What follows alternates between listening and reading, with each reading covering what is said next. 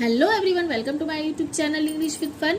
जैसा कि आपको पता है इंग्लिश में हमारी बेसिक से इंग्लिश स्टार्ट कर रहे हैं, तो आज मैं आपको जो बता रही हूँ वो then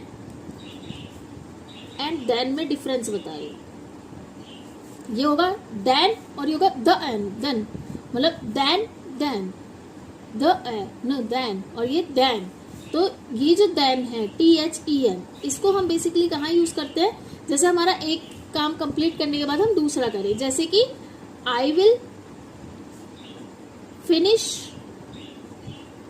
my work then I will go home, यानी कि पहले एक काम को कंप्लीट करके उसके बाद हम दूसरे काम को करेंगे। या फिर I will brush my teeth then I go sleep, ठीक है। और ये THAN ये होता है बेसिकली कंपेयर करने के लिए, किसी भी दो चीज के लिए, किसी भी दो वस्तु के लिए, या किसी भी मतलब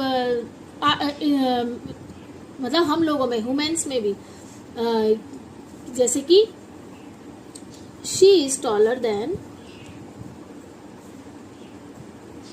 हर सिस्टर, या हर फ्रेंड, या हर ब्रदर, कुछ भी ले सकते हैं। या एक और ले लेते हैं लैपटॉप, जैसे कि ये तो ले लिया हमने किसी पर्सन के लिए, तो laptop is faster than mobile, लिख सकते हैं mobile, laptop is faster than mobile. तो आपको समझ में आया द एंड देन और देन। द एंड देन यानी कि पहले एक काम को करके तब हम दूसरा काम करेंगे, यानी कि कह सकते हैं जैसे कि दो काम एक काम करने के बाद finish my work then I will go home. और देन यानी कि she is taller than her sister, यानी दो चीजों में कंपेयर करने के लिए, कंपैरिजन करने के लिए, कि आप जैसे कि कंपैरिजन यानी कि दो पीपल के बीच में भी, आइडिया, यहाँ तक कि आइडिया के बीच में भी, थिंग्स के बीच में भी, दो चीजों में कंपैरिजन करने के लिए देन। और देन मतलब ये होगा पहले हमने कोई काम किया, देन उसके बाद हम दूसरा काम करेंगे। जैसे हमने लिखा वी विल, मैं लंच खाऊंगा, ईट लंच खाने के, एंड देन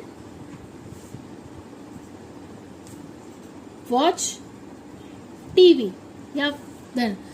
तो अब समझ में आया द एंड देन, यानी कि कोई काम, दो कामों के बीच में, जैसे कि कोई भी हम कोई काम करने के बाद देन, एंड देन यानी कि कंपैरिजन के लिए। तो ऐसे आपको समझ में आया देन और देन में डिफरेंस क्या होता है। ऐसी शॉर्ट वीडियो के लिए आपको क्या करना है, जिसमें मैं आपको बेसिक इंग्लिश सिखा रही हूँ या कुछ रूल्स बता रही हूँ इंग्लिश के, बस मेरी वीडियो को लाइक करें, कमेंट करें और शेयर करें। Bye everyone.